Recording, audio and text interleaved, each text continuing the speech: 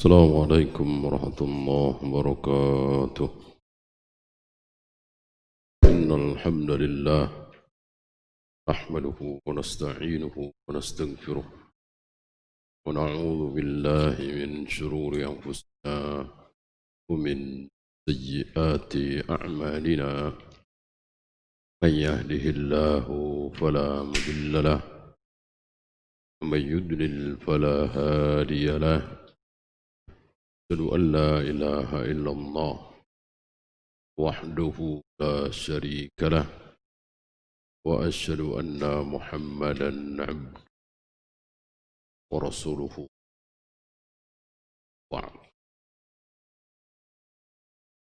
Kita sampai 1307,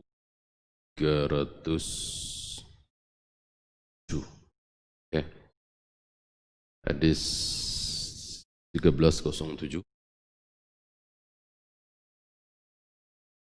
Wa an Abi Umamah radhiyallahu anhu qala qala Rasulullah sallallahu alaihi wasallam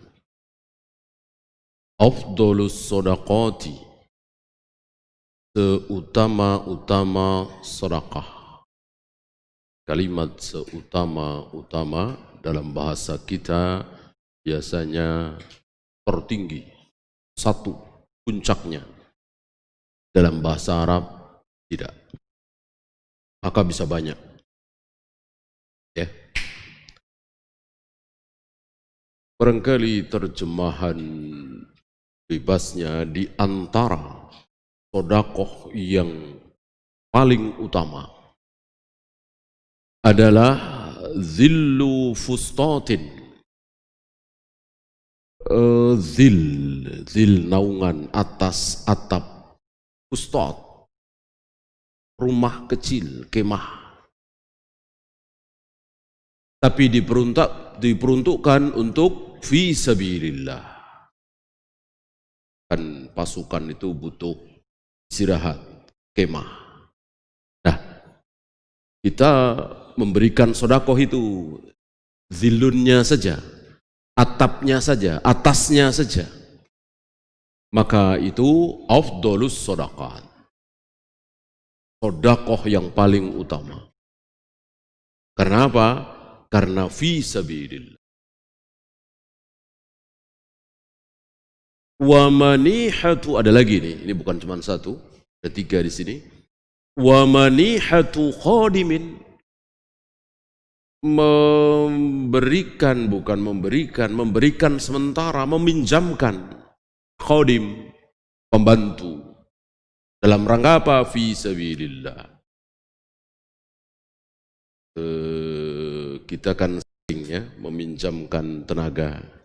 Oh, pakai pembantu saya sebentar, sehari 2 hari. Oh, pakai sopir saya sehari 2 hari, ya, gratis. Nah, ini utama sekali. Kalau fi sabilillah, dalam rangka jihad di jalan Allah, betul-betul Allah memberikan balasan lebih untuk amal-amal yang sepele, sedikit, remeh, kecil. Kalau dalam rangka jihad fi sabilillah.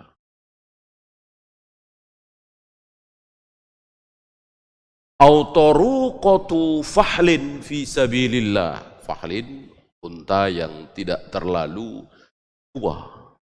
Kembali ini membahas tentang hal-hal yang murah, membahas tentang hal-hal yang sepele, membahas tentang hal-hal yang kecil, tapi pahalanya besar sekali sampai dikatakan afdhalus shadaqat. Kenapa? Fi sabilillah.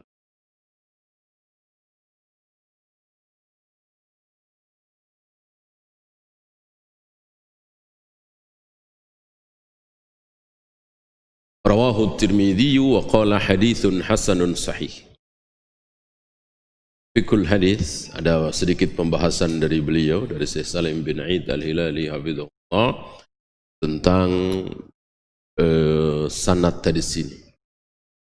Ada kedhaifan di dalam sanadnya, tapi karena ada syawahid lain, maka Dia mengatakan fal hadithu hasanun bittariqil awal. Maka hadis ini menjadi hasan dan bisa dijadikan hujjah. Fikul hadis wujubut ta'awuni bainal muslimin.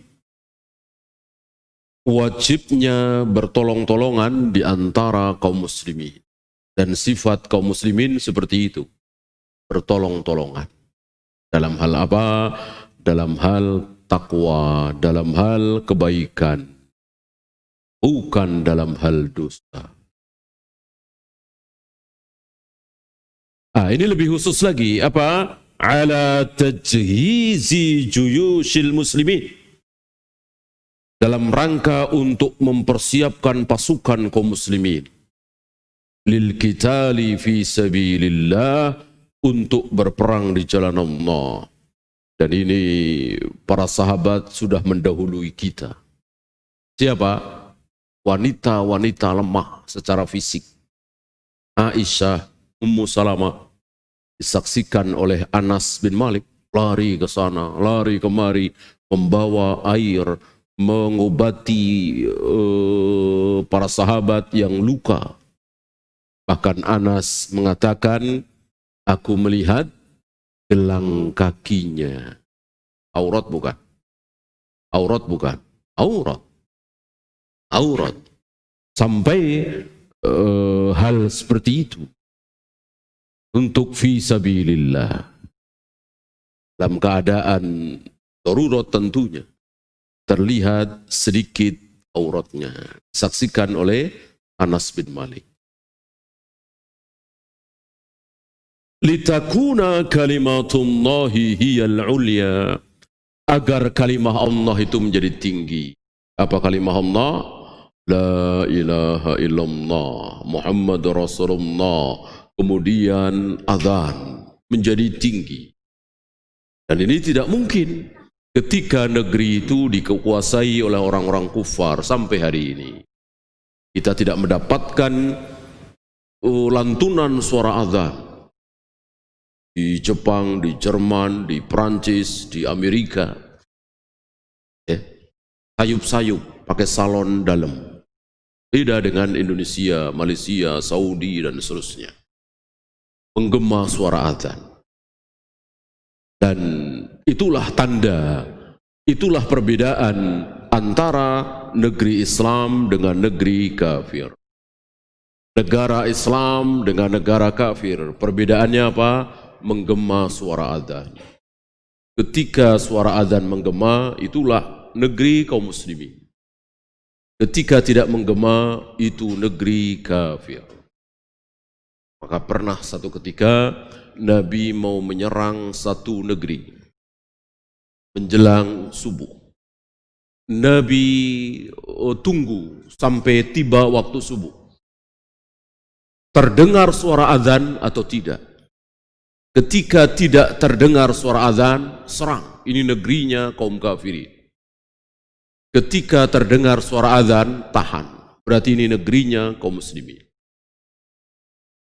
Lihat sebagian saudara-saudara kita yang keliru menilai negeri Islam, negeri kafir. Negara Islam adalah negara yang menerapkan syariat Islam. Ada cambuk, ada potong tangan, ada rajab. Harus dijalankan di negeri itu, baru itu negeri Islam. Kalau mencuri tidak dipotong tangannya, kalau zina tidak dicambuk atau tidak dirajam, kalau membunuh tidak dikisos, berarti bukan negara Islam. Nabi hanya membedakan dengan suara azan.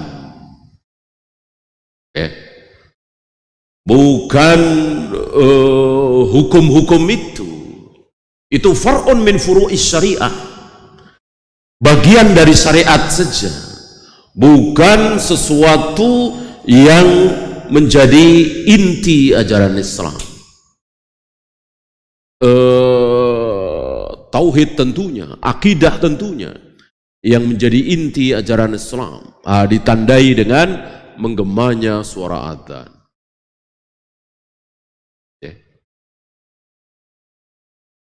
Maka tahan mulut kita Jangan pernah mengatakan bahwa Indonesia ini negara kafir. Karena memang bukan berdasarkan Al-Quran dan hadis, tapi berdasarkan Pancasila, UUD 45, dan sudah dinyatakan republik berdasarkan demokrasi Pancasila. Tidak usah pakai teori, lihat prakteknya. Ketika suara azan menggema di masjid-masjid dengan bebasnya, kaum muslimin sholat berjamaah dengan bebasnya, maka dan mayoritas kaum muslimin, maka itulah negeri Islam. Seperti Indonesia ini negara Islam, maka kita boleh hidup di Indonesia ini.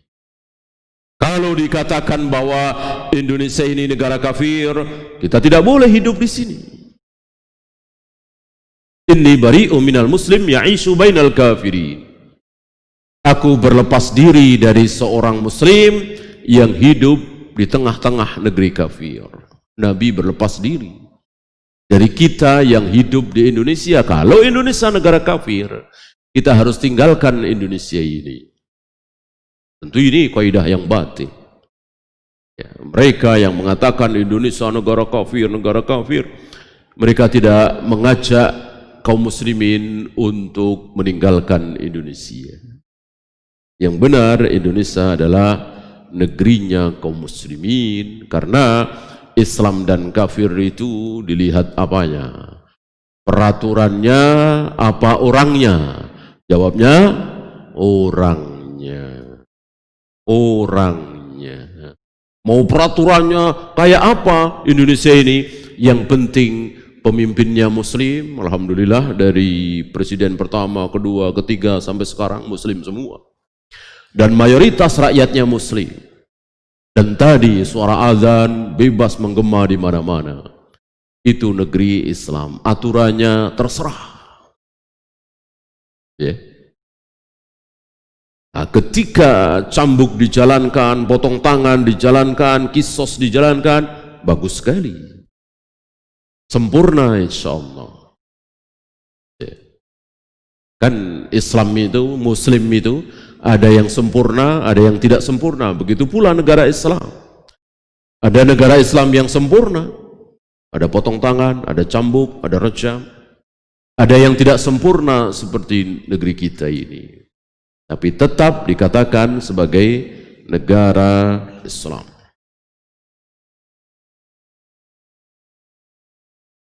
Afdalus sadaqati wa a'zamul qurbati wa ajallut ta'ati ma kana fi sabilillah.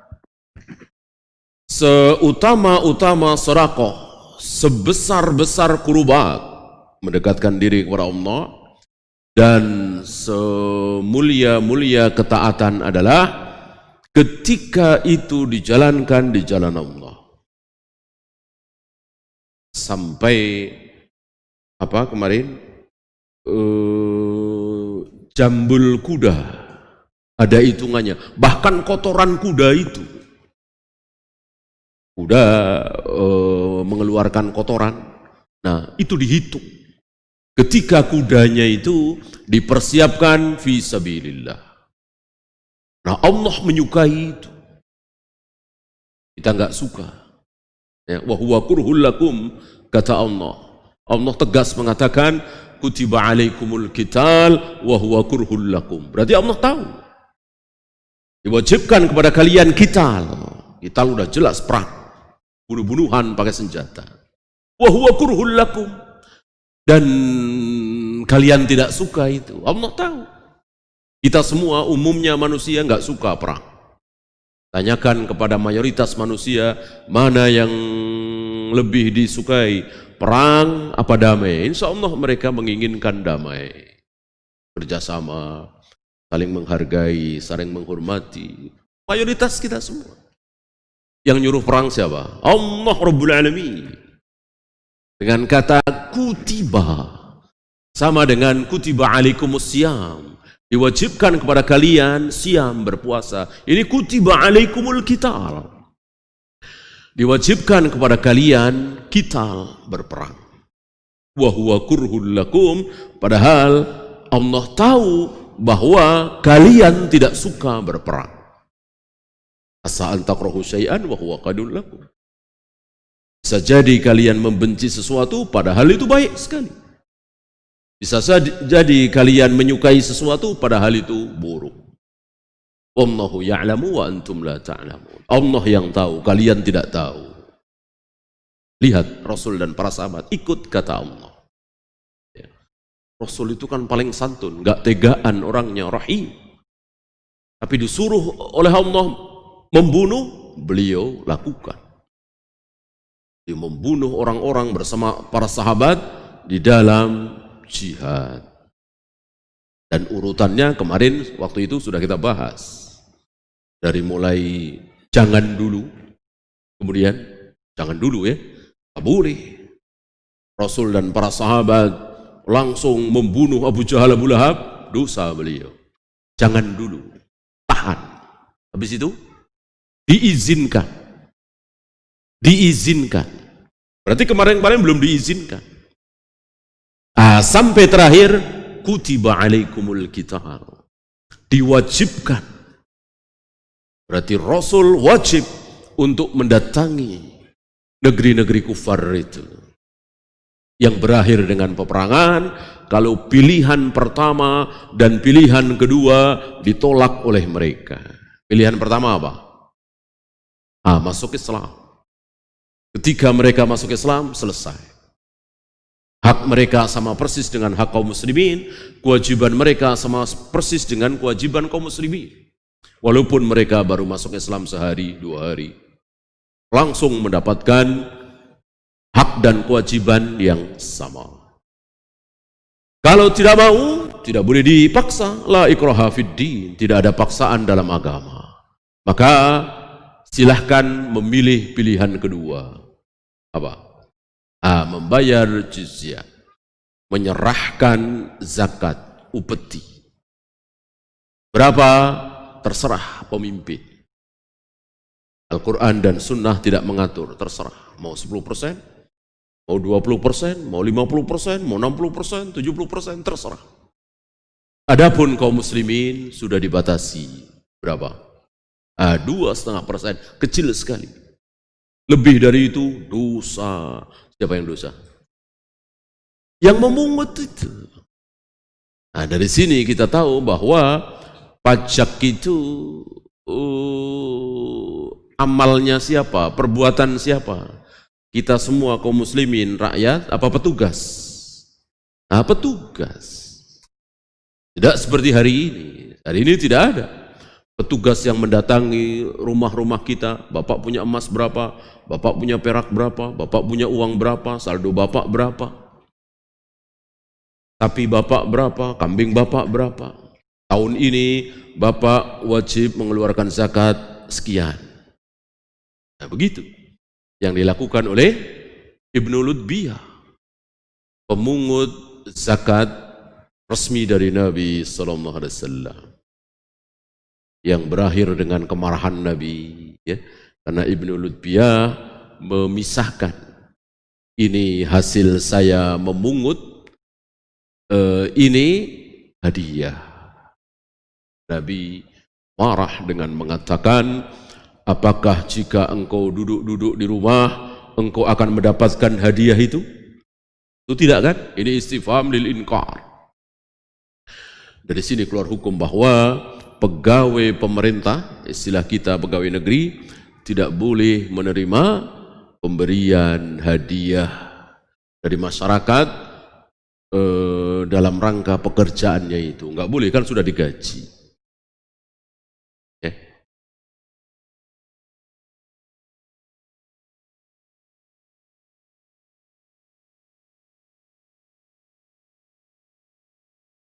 Ya, kita lanjutkan 1308. Wa an Anasin radhiyallahu anhu anna fata min Aslam. Dari Anas bin Malik radhiyallahu an, dia mengatakan bahwa ada seorang pemuda dari suku Aslam mengatakan, ya Rasulullah, Inni uridul ghazwa, aku ingin ikut berperang. Wa laisa ma'i ma atajahazu bihi, tapi aku tidak mempunyai perbekalan. Nah, tahulah kita dari sini bahwa hari itu di zaman Nabi itu perbekalan kuda, senjata ditanggung oleh pribadi masing-masing, prajurit masing-masing. Berjihad juga, menaruhkan nyawa juga, hartanya juga. Dan semua, tidak pilah-pilah. Yang penting dia laki-laki, dewasa, memungkinkan berjihad, tidak pincang, tidak buta. Mulai dipilah-pilah, yang perang yang ini nggak usah. Itu di zaman Umar, di zaman Nabi, di zaman Abu Bakar, semuanya. Qala, Nabi bersabda, "I'ti fulanan," temuilah fulan. Fa innahu qad kana tajahaza famaridu. Si fulan ini sudah mempersiapkan perbekalan untuk berperang. Ya mungkin unta, makanan, senjata. Famaridu, tapi dia sakit, tidak bisa berangkat. Gantilah dia. Ambillah perbekalannya. Berangkatlah. Maksudnya begitu. Fa'atahu, lalu si pemuda ini mendatangi fulan tadi dan mengatakan, "Inna Rasulullah sallallahu alaihi wasallam yuqri'uka salam." Sungguh Rasulullah sallallahu alaihi wasallam membacakan salam untukmu, menyampaikan salam untukmu. Berarti kirim salam itu sunnah apa bid'ah? Sunnah. Sampaikan salam saya kepada beliau. Ini sunnah. Bahkan antum masih ingat Aisyah mendapatkan salam dari Jibril. Khadijah lebih hebat lagi. Selain mendapatkan salam dari Jibril, Khadijah juga pernah mendapat salam dari Allah. Nabi menyampaikan salam Allah untuk Khadijah. Apakah Khadijah menjawab salam untuk Allah? Masih ingat? Tidak. Ini luar biasa pemahaman Khadijah. Seorang wanita faham akidah azimah, diberi salam oleh Allah, tidak dijawab. Karena salam itu doa kan? Khadijah tidak mengatakan wa alaihi salam, tidak. Masa Allah didoakan?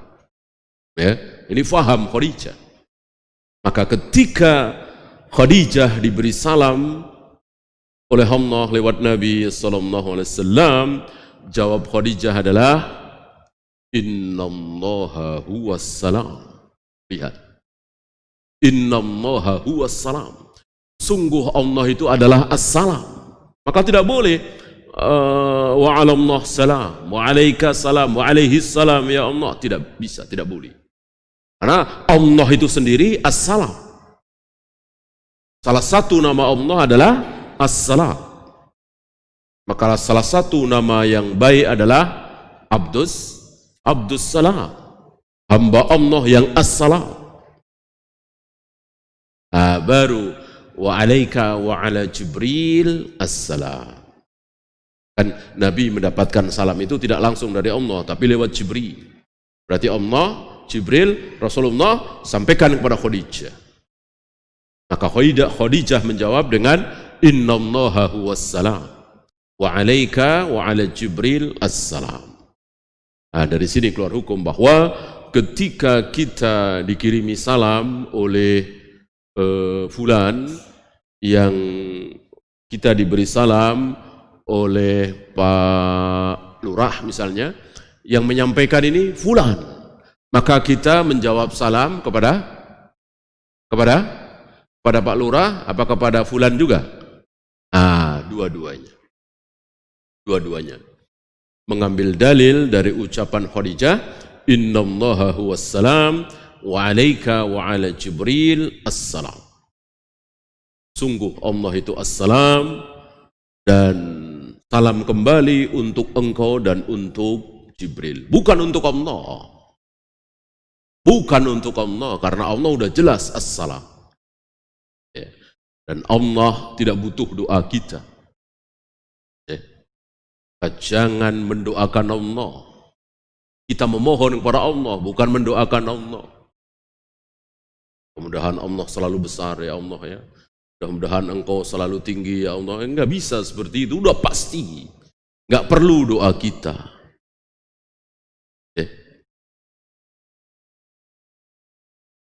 Wa yaqul a'tini alladhi tajahazta bih. Rasul menyampaikan salam kepada engkau dan memerintahkan kepada engkau untuk memberikan perbekalan yang telah engkau siapkan untuk jihad, berikan kepadaku. Aku yang akan berangkat. Qala, si Fulan ini berkata, ya Fulanah, wahai Fulanah. Siapa kira-kira Fulanah? Ya, istrinya. Istrinya. A'tihi alladhi kuntu tajahaztu bih. Berikanlah kepada orang ini, kepada pemuda ini, perbekalan yang telah aku persiapkan untuk berperang. Berikanlah. Wala tahbisi minhu syai'a. Jangan engkau tahan sedikit pun. Jangan engkau sisakan sedikit pun. Semuanya. Jadi tidak ada rasa sayang sedikit pun. Kudanya atau untanya, perbekalannya, senjatanya, semuanya diberikan.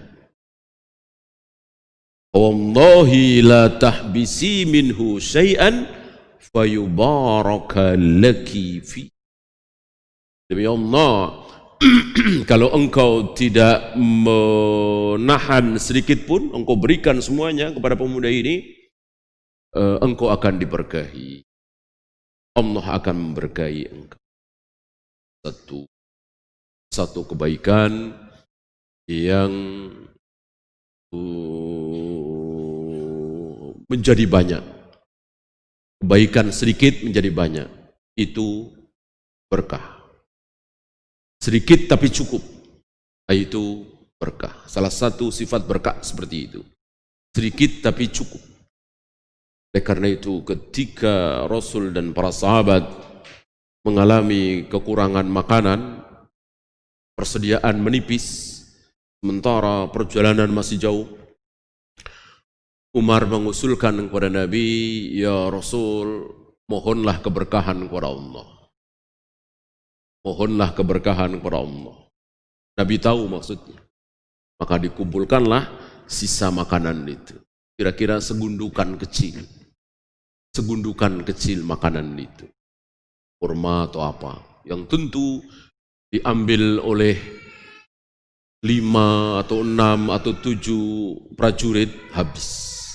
Sementara masih ratusan prajurit, ratusan pasukan.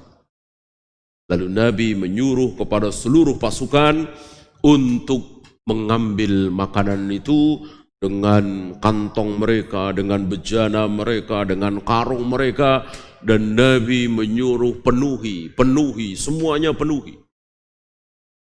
Dan tidak ada wadah yang dibawa oleh pasukan itu kecuali sudah dipenuhi. Sementara gundukan kecil itu masih utuh. Apa ini? Berkah. Berkah doa Nabi sallallahu alaihi wasallam. Rawahu Muslim. Beliau tidak menurunkan fawaid dari hadis ini karena ini merupakan pengulangan dari hadis 176. Sekarang 1309. Wa an Abi Sa'id Al-Khudri radhiyallahu anhu anna Rasulullah sallallahu alaihi wasallam ba'atha ila Bani Lahyan. Abu Sa'id Al-Khudri mengkisahkan bahwa Nabi sallallahu alaihi wasallam pernah mengutus, maksudnya mengutus pasukan ke Bani Lahyan. Berarti beliau tidak ikut. Bagaimana penjelasan di awal dulu, kalau tidak memberatkan umatku, aku pasti ikut dalam semua peperangan. Sini Nabi tidak ikut, bahkan beberapa perang besar seperti perang Mu'tah, di mana 3 komandan pasukan kaum muslimin gugur, beliau tidak ikut. Jadi kalau disimpulkan, perang besar beliau pasti ikut, perang kecil beliau tidak ikut, ini tidak tepat. Tidak tepat. Karena perang Mu'tah, perang besar, besar sekali. Melawan tentara Romawi yang jumlahnya 100.000 lebih, hampir 200.000. Antum tahu jumlah kaum muslimin, para sahabat waktu itu? Tidak sampai 3.000. Jumlah yang sangat tidak sebanding. Dan berakhir dengan gugurnya 3 komandan perang muslim.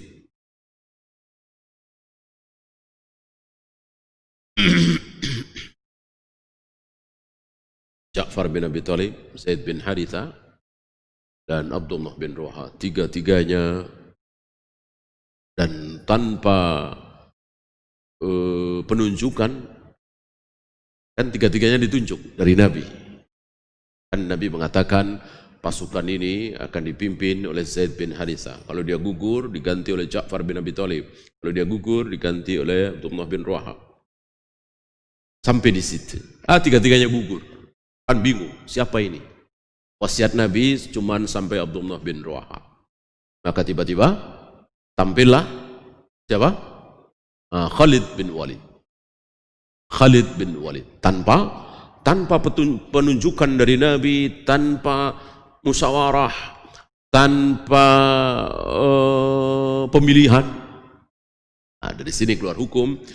Ketika terjadi kekosongan kepemimpinan, maka seseorang yang merasa dirinya mampu, cakap, terampil, boleh tampil. Tidak usah pemilihan. Tidak usah pemilihan. Itu lebih sunnah daripada pemilihan.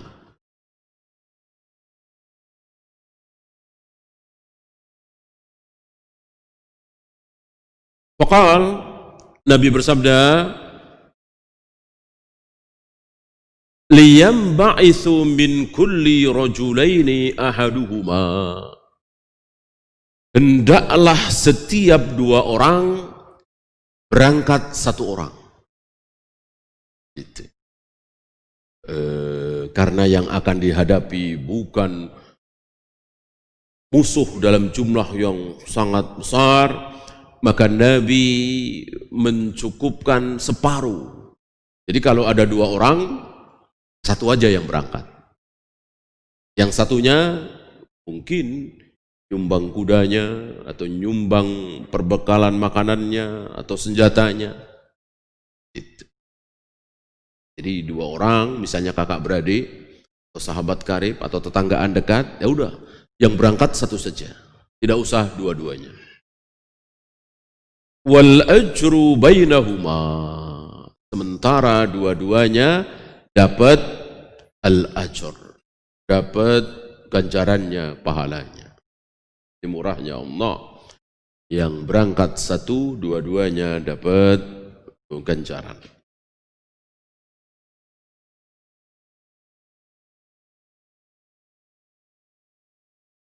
Tsumma qala lil qa'id. Kemudian beliau bersabda kepada yang tidak ikut, yang duduk-duduk saja, tidak ikut. Ayyukum khalafal kharija fi ahlihi wa malihi bi khairin? Siapa di antara kalian yang tidak ikut berjihad tetapi menjaga keluarganya, menjaga hartanya? Harta siapa? Harta si mujahid, harta orang yang keluar untuk berjihad. Dia jaga, dia pelihara. Anaknya barangkali banyak anak dipelihara, dijaga. Kana lahu mithlu nisfi ajril kharij, maka dia mendapatkan separuh, setengah dari pahala yang keluar itu. Ya. Padahal dia enak-enak di dalam kota, hanya menjaga keluarganya, hartanya si mujahid itu. Kenapa? Tadi sesuatu yang berujung kepada jihad, maka sekecil apapun satu amal itu akan dibesarkan oleh Allah, akan dilipat gandakan oleh Allah. Rawahu Muslim, fikul hadis, wujubu ghazwil kuffaril ladzina yasudduna an sabilillah. Faqad ittafaqa ahlul ilmi anna bani Lihyan kanu hina idzin kuffaran. Faba'atha Rasulullah sallallahu alaihi wasallam ilaihim ba'san yaghzuhum. Wajibnya memerangi orang-orang kufar yang menghalang-halangi dari jalan Allah. Maksudnya menghalangi apa? Menghalangi dakwah. Ketika kaum muslimin mau masuk ke negeri kafir itu, kok tidak boleh? Berarti menghalang-halangi. Menghalang-halangi dakwah kan? Ini boleh diperangi. Setelah dua pilihan tadi mereka menolak. Jadi ketika mereka menolak dua-duanya, maka pilihan terakhir adalah perang. Dan beliau mengatakan bahwa para ulama sepakat Bani Lihyan ini waktu itu masih kafir. Inilah sunnah Nabi SAW, aktif mendatangi negeri-negeri kafir. Kalau istilah orang-orang sekarang, menjajah. Menjajah. Ya. Datangi negeri-negeri kafir. Kan tidak semua peperangan itu di Madinah. Perangan di Madinah kan cuman perang Khandaq atau perang Ahzab. Ya. Lebihnya kan di luar Madinah. Badar kan di luar Madinah. Uhud di Madinah, apalagi Tabuk, apalagi Mu'tah. Jauh sekali. Dan itu bukan negerinya kaum muslimin tadinya, negerinya Romawi kan. Perang Tabuk luar biasa, dipimpin langsung oleh Nabi SAW. 20 hari beliau menunggu Heraklius, Azimur Rum di Tabuk 20 hari. Tidak berani datang. Akhirnya tidak jadi perang.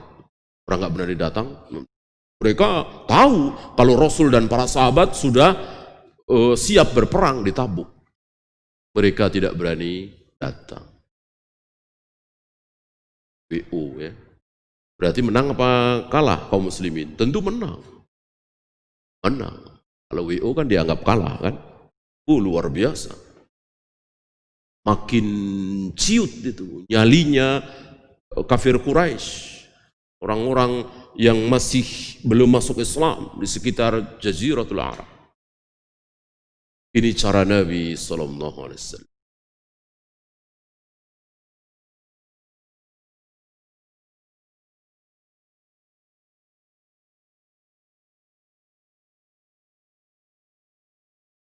Wujubut ta'awuni bainal muslimin ala tazhizi jaisil muslimin. Sama seperti tadi, wajibnya bertolong-tolongan. Belum menegaskan di sini wajib.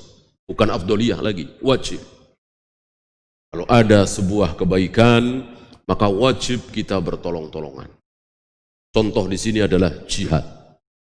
Beliau tegaskan dengan singkut jazm, wajib, bukan istahabbu, mustahab, disukai, tidak, tapi wajib. Maka ketika terjadi jihad, kital antara kaum muslimin dengan kaum kafirin, maka kita semua ikut. Walaupun dalam kadar yang paling minimal. Ya. Mungkin mempersiapkan peluru misalnya. Ya. Yang paling minimal akan dilipat gandakan kebaikan itu oleh Allah Rabbul Alamin. Jihad adalah sesuatu yang sangat besar, yang sangat luar biasa.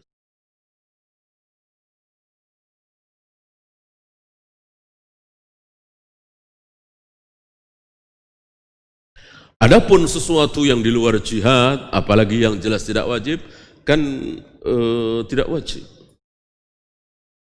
Ada kajian sunnah misalnya, kita nggak bantuin, datang doang dengerin, atau mungkin berhalangan nggak datang. Apakah dosa kita?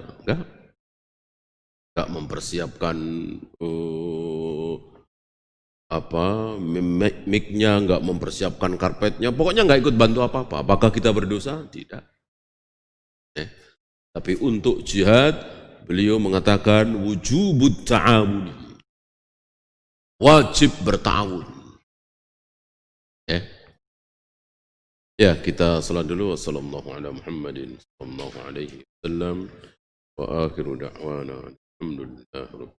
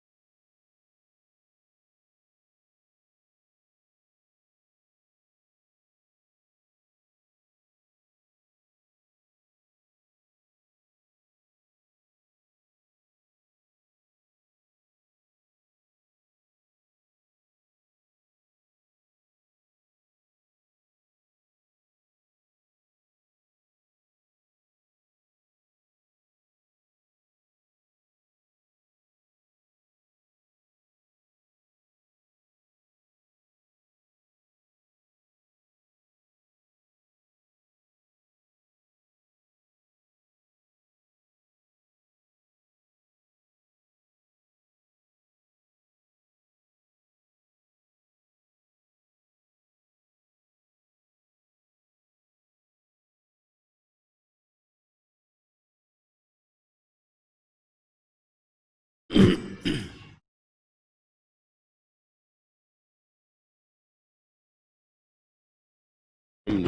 salatu wassalamu ala rasulillah, la hawla wa la quwwata illa billah, wa ba'd. Ada dua lagi.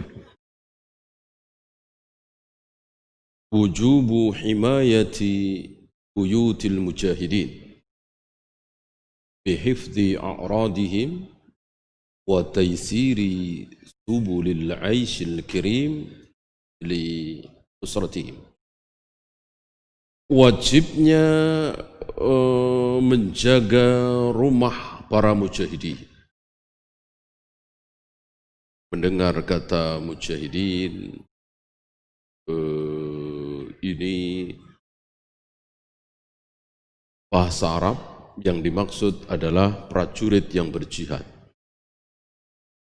Karena hari ini istilah mujahidin itu diambil oleh bagian firqah dolal, firqah khawarij, dan mereka mengambil zukhrufatul qail, urura, ucapan yang bagus, istilah yang bagus, tapi untuk menipu. Siapa yang tidak cinta kepada para mujahid? Tidak ada.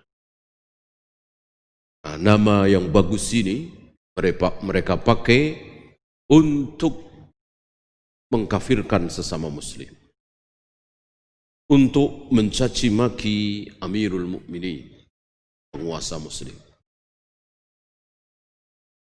Maka yang dimaksud mujahidin di sini adalah betul-betul orang-orang yang berjihad di jalan Allah, pasukan yang sedang berperang membela agama Allah melawan orang-orang kafir, bukan melawan kaum muslimin, sesama muslim, mengkafirkan sesama muslim.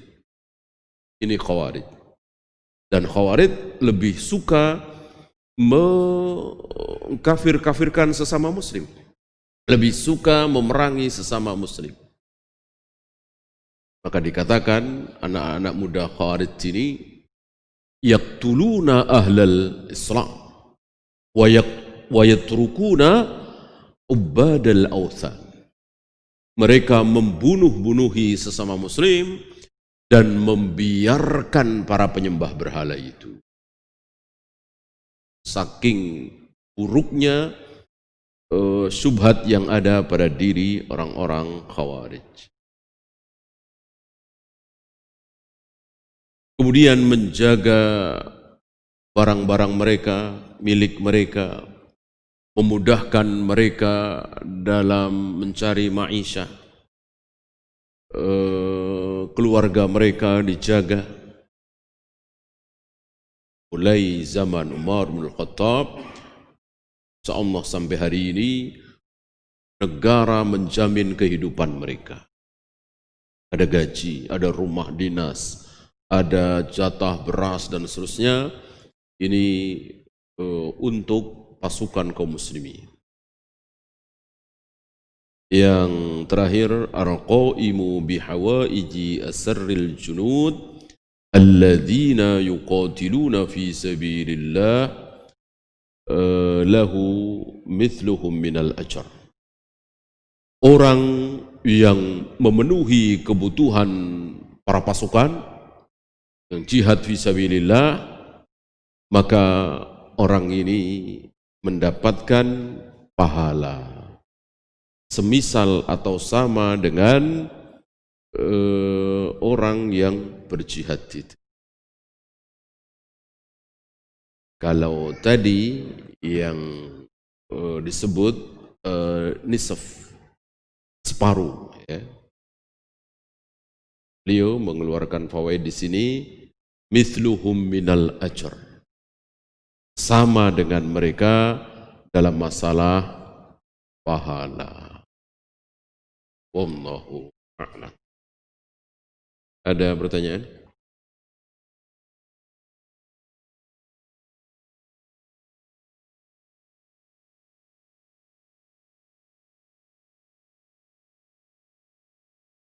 Banyak hadis yang menjanjikan seseorang akan masuk surga. Apakah itu langsung surga atau tidak? Janji Allah itu bisa batal dengan keadaan-keadaan tertentu. Apa yang membatalkan janji Allah kepada orang yang berbuat baik? Misalnya Allah berjanji kepada orang yang merutinkan membaca Al-Fatihah, ayat kursi setelah selesai sholat fardu. Berarti sehari 5 kali membaca ayat kursi setelah selesai sholat fardu. Maka apa? Janji Allah apa? Surga. Janji Allah surga. Apalagi? Haji mabrur. Laisa lahul jaza illal jannah. Tidak ada balasan yang setimpal bagi orang yang berhaji mabrur kecuali surga. Ini janji Allah. Dan banyak lagi. Ya. Ini bisa batal. Dengan apa? Dengan syirik. Dengan syirik. Karena orang yang berbuat syirik, amalnya terhapus. La in asyrakta la yahbatanna amaluka. Kalau engkau berbuat syirik, seluruh amalmu hapus. Khitabnya di sini yang diajak bicara oleh Allah di sini Nabi SAW. Jadi Nabi saja terancam kalau engkau berbuat syirik, hapus seluruh amalmu. Apalagi kita. Ya, maka janji-janji tadi batal. Bagaimana murtad? Jelas. Nah, syirik pasti kafir, kafir pasti syirik. Adakah perbuatan syirik yang tidak menyebabkan kafir? Tidak ada. Syirkul akbar ya, kita bicara syirkul akbar. Adakah orang kafir yang tidak syirik? Ada orang kafir tapi tidak musyrik. Ada enggak? Tidak ada. Semua orang kafir pasti musyrik. Maka musyrik adalah kafir, kafir adalah musyrik. Maka murtad jelas. Dia kafir. Berarti janjinya tadi hilang. Ya. Orang yang melakukan kebaikan-kebaikan sementara dia bertauhid, dia beriman, tidak murtad, patut untuk berharap. Patut untuk berharap, tapi tidak boleh memastikan. Karena kita masih apa? Masih hidup. Masih hidup. Kan kita tidak tahu akhir kehidupan kita. Selama ini kita bertauhid, selama ini kita menggigit sunnah Nabi dengan gigi geraham, apakah ada jaminan sampai mati? Tidak ada jaminan. Mustahilkah kita murtad? Tidak mustahil. Mustahilkah kita masuk ke firqah dolal? Tidak mustahil. Tidak ada yang mustahil. Selagi kita masih hidup, kita tidak boleh memastikan, tidak boleh merasa aman. Ketika kita sudah mati dalam keadaan iman, Islam, bisa menjawab pertanyaan mungkar nakir, baru. Ya. Kita kan masih hidup, maka tidak boleh memastikan. Nah, bagaimana saudara kita yang sudah mati dalam keadaan baik? Bolehkah kita memastikan? Tetap tidak boleh. Kita hanya boleh berharap. Karena Allah mengetahui rahasia seseorang. Betul di mata kita dia sholat 5 waktu dengan selalu berjamaah. Di awal waktu dia begitu berbakti kepada kedua orang tuanya. Dia selalu membaca ayat-ayat Al-Quran. Itu yang kita tahu. Kita tidak tahu ternyata di dalam dirinya ada keyakinan kufur misalnya. Allah Maha tahu, kita tidak tahu. Maka memastikan tidak boleh. Berharap, mendoakan Bahkan sahabat yang hidup bersama Nabi SAW sepulang jihad ada beberapa yang meninggal. Dibilang si A syahid, si B syahid, si C syahid, si D syahid. Nabi melarang. Jangan katakan seperti itu. Doakan mudah-mudahan mati syahid. Tidak boleh memastikan. Itu para sahabat yang berjihad bersama Nabi sallallahu alaihi wasallam. Kecuali Nabi sendiri. Oh, Hamzah Sayyidus Syuhada, jelas itu Nabi sendiri yang mengatakan. Kemudian Mus'ab bin Umair, kemudian Ja'far bin Abi Thalib, Abdullah bin Rawaha dikatakan oleh Nabi sebagai syahid, jelas. Bahkan ada yang masih hidup. Sudah dibilang akan mati syahid. Padahal masih hidup. Siapa? Umar dan Utsman. Saat beliau bersama Abu Bakar, bersama Umar, bersama Utsman berdiri di atas Gunung Uhud. Tiba-tiba Gunung Uhud berguncang. Suatu yang mustahil. Kan Gunung Uhud itu kan gunung yang mati, tidak berapi, bukan gunung berapi kan. Batu seperti ini kok berguncang. Tentu kehendak Allah. Lalu Nabi mengatakan, usbut ya Uhud. Diam wahai Uhud, tenang wahai Uhud. Fa inna fawqakumul yawm an-nabi was-siddiq wasyahidah. Karena di atasmu sekarang ini ada seorang nabi, ada seorang siddiq, dan ada 2 orang syahid.